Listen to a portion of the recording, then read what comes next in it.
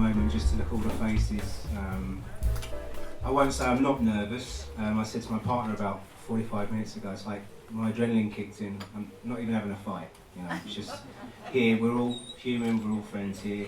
And what I want to do is just share my story with you guys. I'm going to touch on some touchy subjects, but I'm living proof that we can get through the worst of things, okay? So, let's get started. So, how did I get to a point where I actually wrote a book in the first place? So this is interesting because it was one of those moments in my life where I just woke up and I just thought, I think this is shit. I think there's something better than this out there for me. So let me read to you just how I got to a point of making notes for my book. And the chapter's called Against All Odds. And it starts with, it was Friday lunchtime on the 15th of January 2016, and I was sitting in the Tesco car park at Royston waiting for my dealer. I'd been on it and been missing for a few days. I was in self-destruct mode and I wanted to be alone. I collected some supplies and drove to the Hertford Hotel in Arrington. I'd never stayed at this hotel before. It was only a couple of miles away from Lizzie's house, but far enough away for me to fly under the radar. Straightening my face, I walked into the reception and booked myself a room for a couple of nights. I was given the key for room number 3 and I went back to my car to grab my bits. The Hardwick Arms is an old style pub and has a proper feel and smell to it, and a fruit machine and pool table in the back room, which are becoming so scarce these days. I found it quite comforting. Walking up the stairs, every single step creaked as I reached the top of the staircase. My room was to the left as I stood there looking at the big brass number 3 stuck to the centre of the door. I stood there for a moment. I was tired, and also feeling tired of life. I took a big sigh as I walked through the door with 2 bottles of wine, 40 Marlboro Lights and 7 grams of coke. The door clicked shut behind me and I didn't care if it ever opened again. On the left side of the room there was a workstation with a kettle on it for teas and coffees and a double bed with an ensuite bathroom and a TV. At the end of my bed by the wall there were 2 chairs and a round table. It was cosy. I liked it. As I placed my bags on the bed, I pulled out a bottle of wine from the carrier bag and poured it into a coffee mug and took a sip. Taking things one step at a time, I started my hotel ritual, setting out all of my bits in certain places and the cocaine at my workstation. I racked up a few lines and had it all set out neatly. It's just me in this room, I thought to myself. Now I hadn't planned on gambling for a while, and the hotel Wi-Fi was really unpredictable. Even my 4G kicked me out occasionally. So I sat down and started making notes on my phone for what is now this book. Now, that's how the book originally started. I was just going through so much turmoil in my life that it was almost bubbling up over and taking control of me that I started to make notes about my book. Now, the process of actually writing the book didn't come on until 2018. There was quite a period of time in my life between 2016 and 2018 that I had a lot on, and we'll get to that shortly. But the process itself, it just became this monster that I couldn't stop. I would ritually go down to this pub just for coffee, and about 12 o'clock to 1:30, I would just blast out what was, on a keyboard, what I was feeling, what was happening. And it just started to connect, and I would start at one point. It wasn't a methodical A, B, C, D, E, F, G, it was bits and pieces all sort of slotted together. And then it turned into this 375 page, 110,000 word monster, which I'm very proud of. It's actually very clever. I'm not going to sort of pat myself on the back, but I am, because I'm just a guy, and I'm just somebody that's gone through a lot. And I feel that a lot of people can relate to that, or will be able to relate to that. So what I'd like to do is read out the introduction, and what that's going to do is give you in a nutshell where I'm at, what I'm facing at that particular time in my life. So if you just bear with me. So, now the introduction, and interestingly, if anyone wants to know, so the book, The Enemy with My Face, okay? I have a twin brother called Richard. And he is actually the enemy with my face. Unfortunately, our relationship collapsed. It was all over money, and I can't give away too many of the twists and turns because one of the twists in here is about him, and it's quite incredible. But let me start with the introduction, okay? So, I am still at times my own worst enemy, but I will never face a bigger challenge than the enemy I found within my identical twin brother. In March 2019, I finished filming a documentary for Channel 5 called Robbing Your Relatives, which aired on the 6th of November 2019. Over 850,000 viewers watched this programme. Now, just to stop there, think about that. That is Wembley Stadium at full capacity, 10 times over, on a Wednesday night at 10 o'clock, watching a programme about me with my twin brother who robbed me. So, from there, I now want to share with you the rest of my story and exactly what went on and why my twin brother, Richard, turned on me. Things that you don't know about, some of which you will find hard to believe. This is a story of our lives growing up, which later led to the rise and fall of identical twin brothers whose bond was meant to be unbreakable. I have been making notes and writing my autobiography since 2016, and I can no longer put off wanting to share what I've been through, dealt with, and still dealing with. I see and hear stories daily about mental health and suicide. There are a lot of broken people out there. I am one of them. I fight daily with OCD, severe anxiety and severe depression, and I'm certainly no stranger to suicidal thoughts and feelings. You're not alone, and I'd like to reach out to you and give you hope that life is precious and worth holding on to. I struggle daily, and I've been to some very dark places, but hopefully I've made it through the worst of it. Or I pray that I have, as the demons are always there beckoning me back. Just hold on to the thought that everything is fixable. I was brought down past my knees, and I've been to hell and back dealing with wrongfully being arrested and sent to prison while fighting a European arrest warrant to extradite me to Germany. This led to my life spiralling out of control with cocaine, alcohol and gambling, and then suffering the ultimate betrayal during this time by my twin brother Richard, who was trying to bury me and take everything I own. That was until I fought back and did some things quite extraordinary. Anyway, I'll get into all of that a little bit later. I'm currently in therapy and trying my best to write this, when most days all I want to do is hide under the duvet. I hope my story can at least help you face some of your demons, or at the very least give you a little comfort that all is not lost.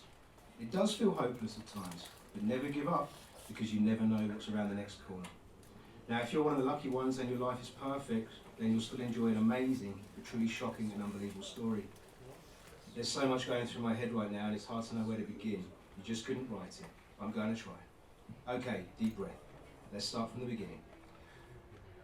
That felt like me. Thank you. That felt like me sitting up here. Come on, Christian, deep breath. You can get through this, okay? Don't worry about me. I'm actually a damn sight better than I was, and I've faced an awful lot. And sitting here and sharing it is a million miles away from where I thought I would be, and that would be sitting in a German prison for 10 years. Now you're going to think, what did you do? It must have been pretty bad, but we'll get to that as well. So, I will give a brief outline to our lives growing up for me and Richard. I won't read the chapter. It's called The House of Horrors. My mum and dad, I can comfortably say that they're alcoholics. I don't blame them for that. The drink got the better of them, and that's the life they chose. But what I can't forgive or forget is they had twin boys, and my mother was not able to have any more children, so she didn't cherish what she had. And what actually developed was me and Richard became, well, we're twins, and that's a gift as far as I'm concerned, but we became incredibly close to fight our way out of a really bad upbringing. I could comfortably say physical abuse. I was no stranger to being punched in the face by either of my parents, or whipped with riding crops, things like that. Even hit over the head with, like a Christmas tree pole with the spikes on it. I got hit over the head with that once. But that aside, the actual thing that bugged me the most, and I'm not saying I can take a knock, that was never okay, but my mum had this infatuation with dogs, and we bounced from place to place, and we ended up in a house called, in Fairfield. There's a 2-bedroom semi-detached property, which was given to them on the council. Now my mum kind of conned her way into getting that, telling everybody she wouldn't get any more pets, but as soon as we got the keys, she got pets. And believe me, she got pets.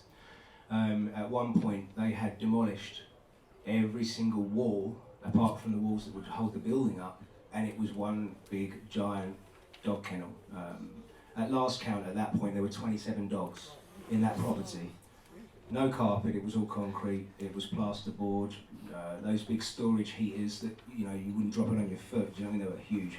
But they were all ripped off anyway, so it was literally, when I'm saying this, I kid you not, this was one big dog kennel. Even the kitchen, or the plinth, I think it's called the plinth at the bottom, I mean, they'd hide under there, you couldn't walk past them without the dogs kind of having a little go at you. We're not talking small dogs either. We're talking Irish Wolfhounds, Dobermans, many different types of dogs. And my mum, actually, I mean, it got to a stage you couldn't even see her on the sofa sometimes. She'd wear them like a blanket, you know. But with that, me and Richard got to an age when we were like 16 or so. We were guys that wanted to do better, be better, but we just didn't have the tools to do that in the environment that we were in. We ended up living in the garden shed. Now, if you can imagine, you're going to school. You don't want to go to school and be embarrassed, smelling like dogs. So the only little place that we had to hide was in the garden shed. So we literally emptied that one day. We had a hanger, we put some clothes up, and there was a washing machine. And that's where we would get changed. We would run from the bathroom. It was almost like a scene out of an Indiana Jones movie. You're not dodging boulders, but you're dodging every dog to get, the hurdling to get to the bathroom door. The door doesn't have a handle, of course. It's got a knife held by a piece of string, and you've got to navigate that. And I remember this particular time, I always refer to the Juicy Bones story. I kind of like it. I remember walking into the bathroom. It was concrete ground with a wooden pallet. The bath was all cracked, but I stood on, if you can imagine, standing on a 3-point plug upside down, right? And I stood on this bone that just pierced through the bottom of my foot, and I yelled out to my mum, "Mum, I can't live like this anymore, it's a joke." And her response was, "What, Christian? It's a juicy bone." And my thought was, as long as it's juicy. Of all the things that she thought of, it wasn't how's your foot, it was the bone was juicy. But what I won't do, I don't want to give a good hammering to my mum and dad. They are what they are. In the book you'll find out that the dogs went from 27 to 38. So they increased quite incredibly, to be fair. But moving on from that, what I wanted to do was say I didn't have the easiest life, but Richard and I became incredibly successful at a very young age. And I'm not here for bragging rights at all, but I was very proud that at 21 I owned my own company. And this came down to me and Richard saying, "We can't live like this, bro. What are we going to do?" And we decided to open a business in electronics. Now I remember a stage in my life, one of the chapters is called Jet Setter, Go Getter, Nothing Better. And I was staying in the Burj Al Arab in Dubai. I had 3 properties, an Aston Martin on order, so did Richard. We did everything together. We were very successful. And unfortunately, and I can honestly say it wasn't our fault, but the tax man swooped in, he didn't like some of the things, and he stole a vast majority of the money. I promise you this, I am a bad boy, but I was actually good that time. So that left me back on, it didn't leave me on my knees, but it left me and Richard in another position. But we fought our way through that, and we were becoming successful again. But with those bumps and bruises became greed, and this is where my brother stepped in. Now the problem with me is I'm an incredible people pleaser. I will sacrifice myself for anybody. It might not seem that way when I'm telling you that I literally just jump in a car, go to a hotel, do loads of gear. However, on a good day I really do put people first, like my brother. So Richard came to me for a loan and I lent him 50,000 at the time. So jumping on from that, and I will say he had the most fantastic wedding in Italy. That champagne that I drank, that moment when I stood on the back of this boat and I said to myself, hang on a minute, this is my fucking champagne. Right? Anyway. And what I was actually going to say to you as well, what's interesting about the book, you'll notice there's both of us on there. They're both me. We're identical twins, so I can get away with pretending he's one of them and I'm the other. So I'm wearing the exact outfit that he wore for his wedding, and the other outfit is the exact outfit I wore to take him to court and make him bankrupt because I won. However, that didn't turn out how it was supposed to. Right, so let me just jump on a little bit. So, okay.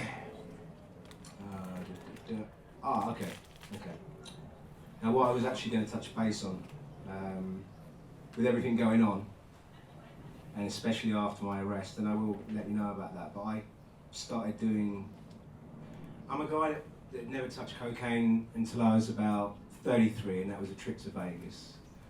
And I've had a few nose jobs, so I didn't want to put it up my nose and I put it in my mouth. Now, the jaw got to the party before I did, and it just wasn't a good look. So I kind of stayed away from it, but with some of the harrowing events that I had, I started doing a lot more cocaine, alcohol and gambling. The 3 nemesis that you really should try and stay away from. And that was perhaps my mistake. For example, so when I was arrested, and I'll get into that now. So, 1 second, bear with me. Right. Oh, actually, before I do, so mental health, right? Because I can't get into a subject. They are touchy subjects, but we all face some of these things, and I'm here to help that, right? So let me just share with you the moment where I first felt depression came and got me. Now, it started off like this.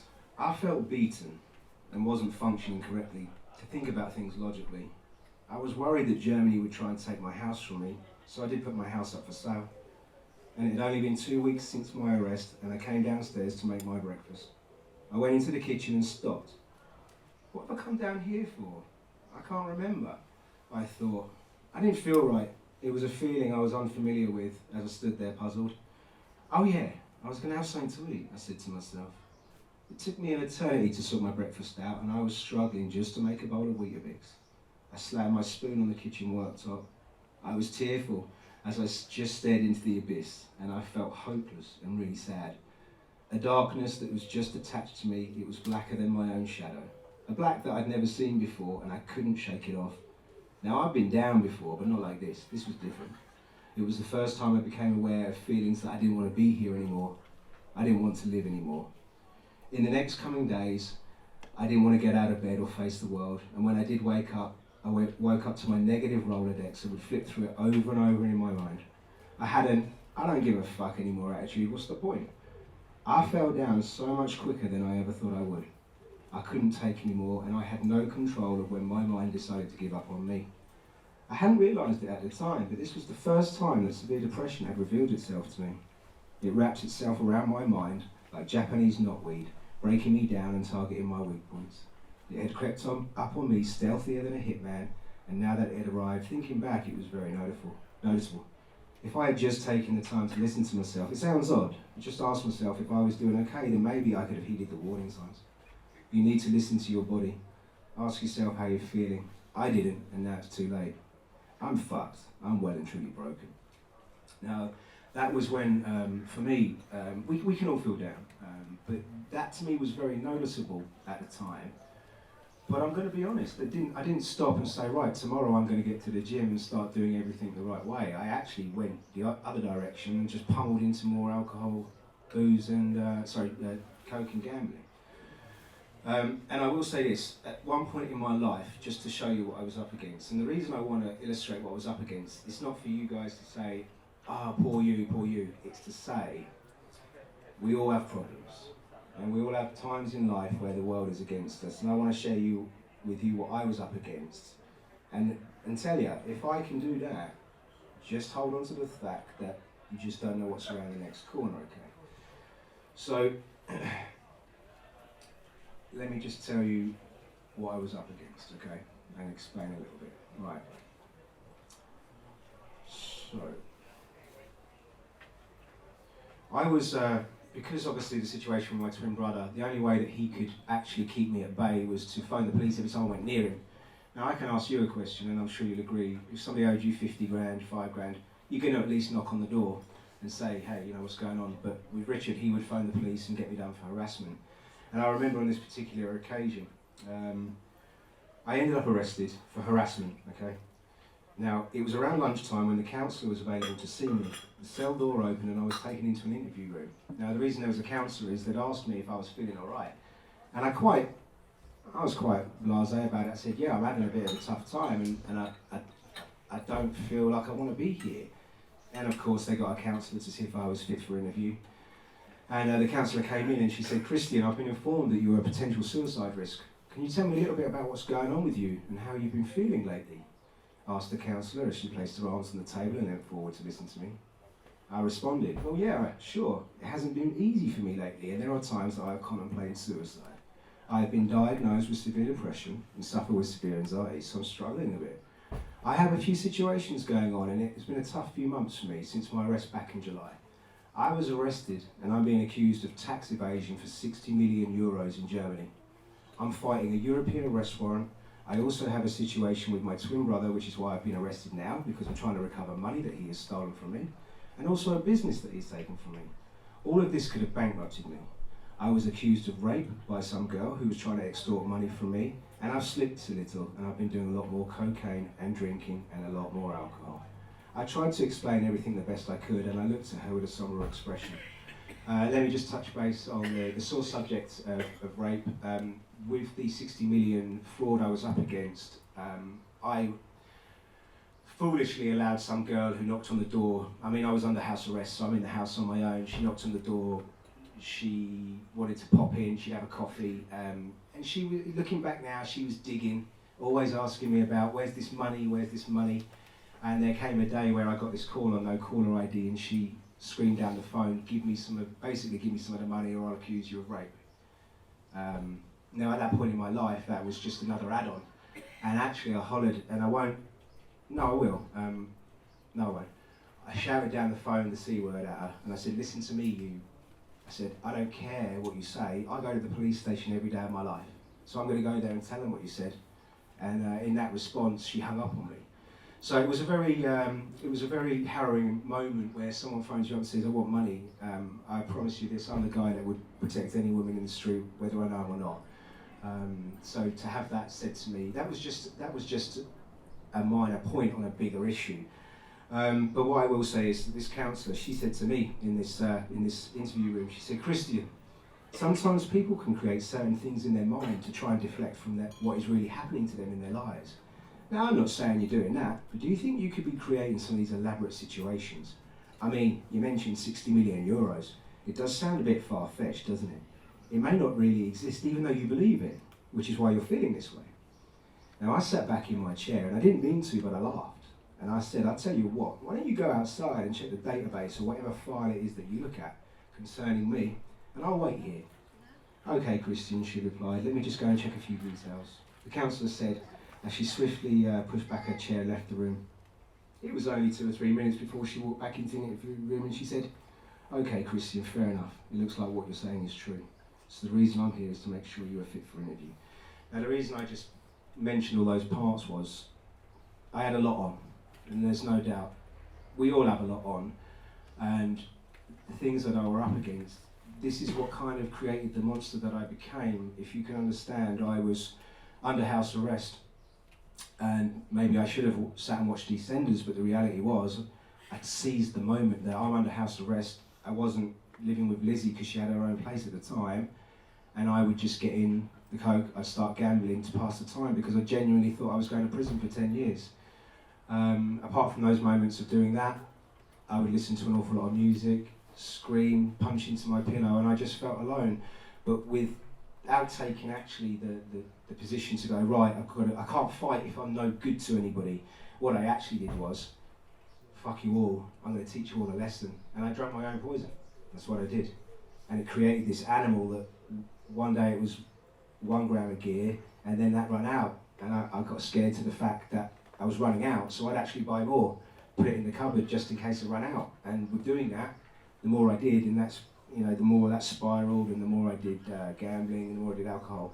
I'm certainly, you know, what I'm saying to you is, these are things and mistakes that I've made, and I accept those. Now, but there was an interesting moment. Do you recall back when I said I entered this hotel and I started making notes for my book?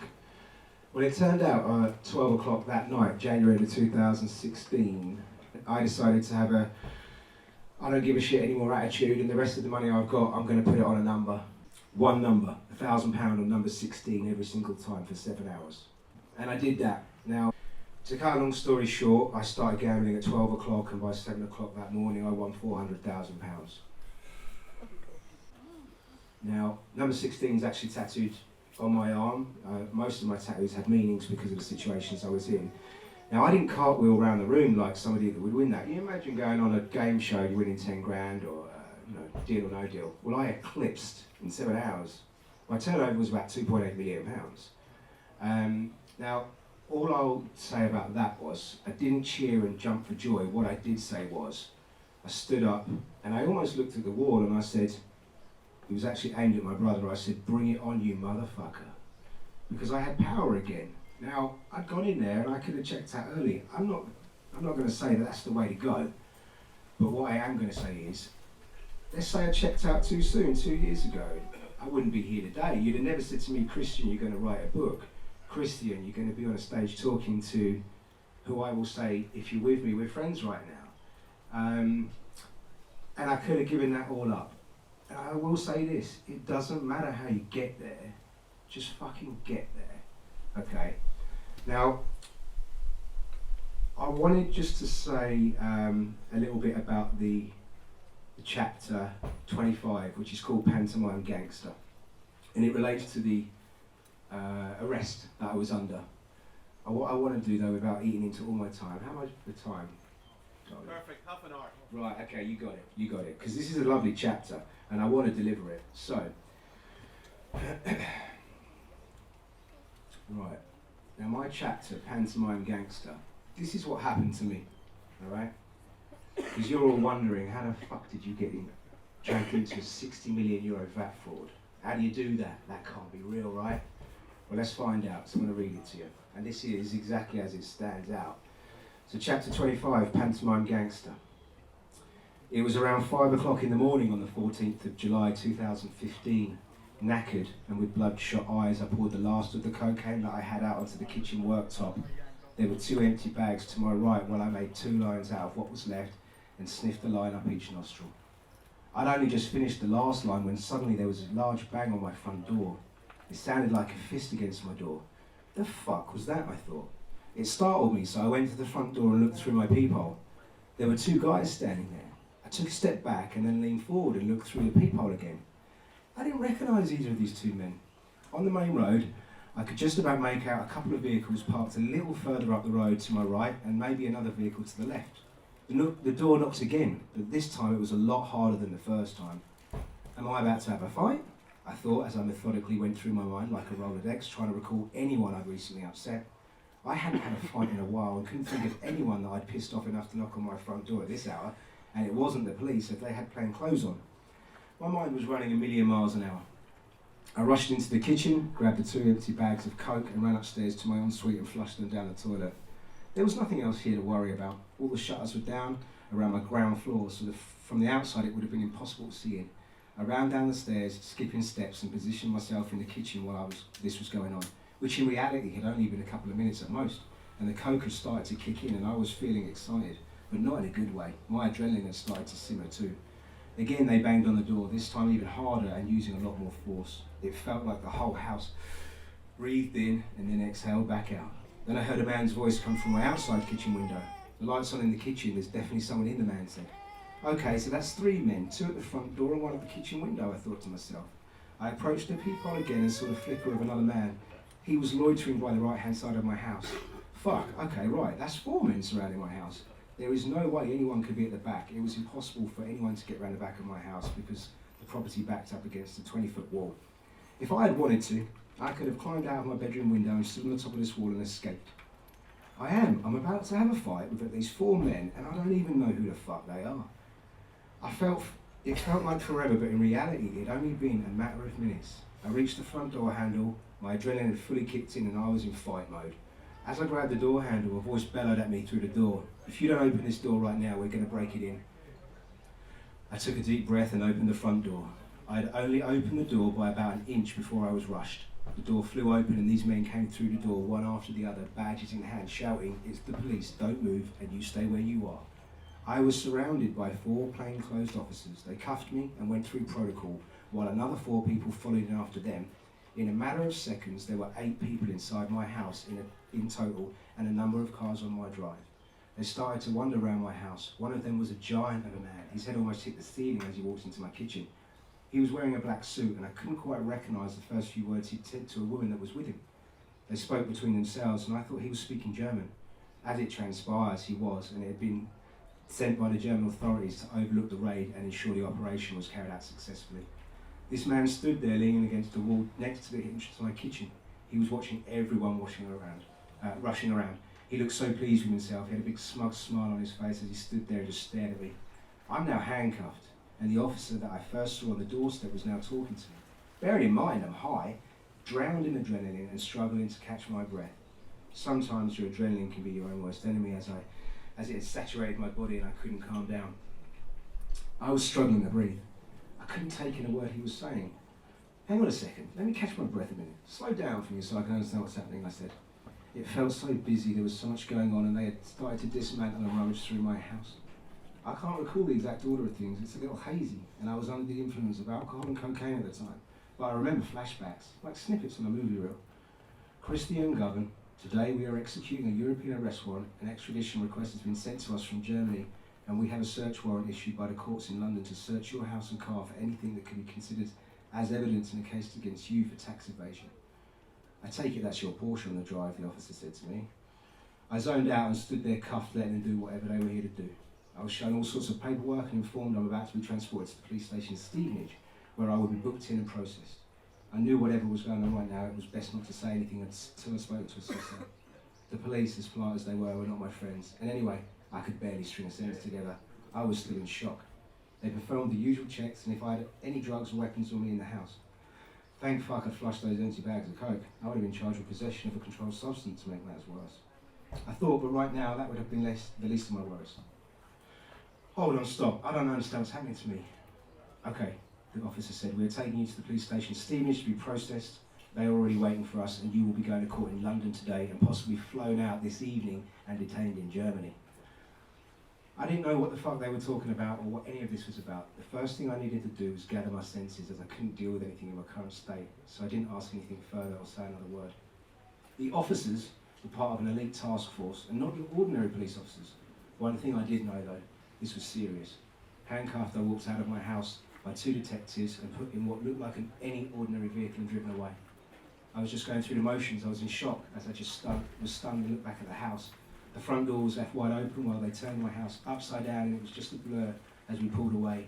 The fuzzy images of people already rooting around my car, the doors and the boot were wide open, and we turned the corner and headed to Stevenage. Okay, so I sat there in disbelief and was starting to feel rough as fuck. When was this going to stop? I just wanted my bed.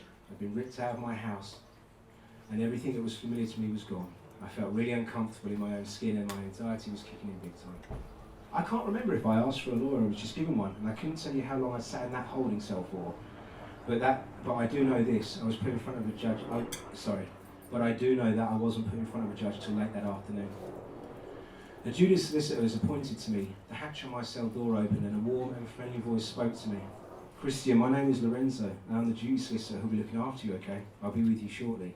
I looked up at him and I said, Lorenzo, how bad is this? He said, Christian, I'm not going to lie, it's 60 million euros bad.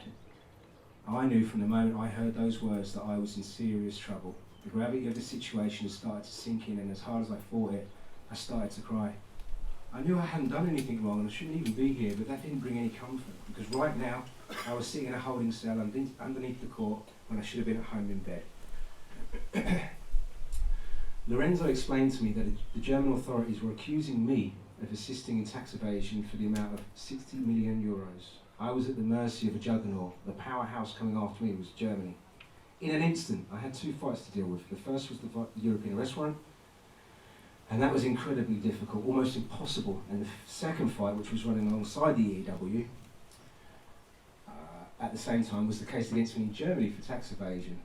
The final choice was that I could go to Germany and try and resolve this and face the charges. I would be held on remand and if found guilty, possibly spend the next 8 to 10 years in a German prison. So what I'm going to do, guys, is just kind of skip through so we've got the real crux of it all. We all know right now that's not sounding good for me, right? Now, let me say this. Yeah. Now, there's some really juicy bits, but what I want to do is be conscious about my time. So, what I will say is that I went straight from the cell to the court, and the solicitor said to me, whatever you do, Christian, don't say yes. Because the question from the judge was, are you prepared to go and face the charges? Had I said yes, there was a plane already on the tarmac ready to take me away. So obviously I said no. Bail was set at £10,000. I still think I'm going home at that point. What you don't realise is you can't just get your debit card out and swipe 10k and walk out. So I ended up remanded in prison. I went to Wandsworth prison. Now what I will say about this, I was taken back to the holding cell, and I'm sure there was a conversation with Lorenzo, and he was now in close contact with my brother. I sat there in the holding cell until a vehicle was ready to take me to Wandsworth Prison. I was crushed. I wasn't going home. I was going to prison. Excuse me. I was just a robot, and by this point was doing as I was told. I was there in body, but not in mind. I was placed into a secure vehicle that transports prisoners between court and prison, what's known as a meat wagon. The vehicle has a number of separate compartments, all with their own doors and a metal pole that you're cuffed to, just like a hanging piece of meat in the butcher's shop. That's what I was right now, a piece of meat. My eyes hollow and bloodshot. I stared aimlessly through the darkened glass of the window. Sat in my little compartment was just about big enough for one person as we traversed the streets of London. I could see shop owners of little newsagents and stores closing their shutters and locking up for the day as we drove by. I was jealous of them. They were free and walking the streets. It's still daylight, but I didn't even know what time it was anymore. I was switched off. So that was the harrowing experience that I suffered, and now what I'm going to take you to, because I'm obviously still here, I actually didn't go to prison. So you're going to have to find out how I got out of that in the book, okay? And believe me, it's good. It's very good. The twist is incredible, in fact. When I wrote it, I actually, you know those moments when you go, I couldn't have wrote that, that's really fucking good there. Right? So anyway, what I want to do is touch base and just give you a really gentle nudge to say what I think about mental health and suicide. I've touched on some sore subjects, but what I will say is this. I'm damaged after what has happened to me, and my mental health took a kicking, but I'm coping. Although I hurt at times, I know I will be all right. I will always wear the scars, so please just take the time to be considerate of others and how your behaviour could affect someone else. Your actions and the effect that it has on others could actually kill someone. And suicide is no joke, and many people are taking their lives every single day. Sometimes in life, you can do something to someone that can never be undone. If you broke your arm, we can see that. It's easy to sympathise with someone wearing a cast or have a broken leg. But you can't see inside someone's head. You can't see their pain, and trust me, I'd rather break every bone in my body than feel the pain that depression brings. Always run towards that person, don't run away. This is important. Just be kind, be human, and fucking love one another. Lastly, never give up on yourself, all is not lost. You just haven't found what you're looking for yet, but guess what? It could be just around the next corner.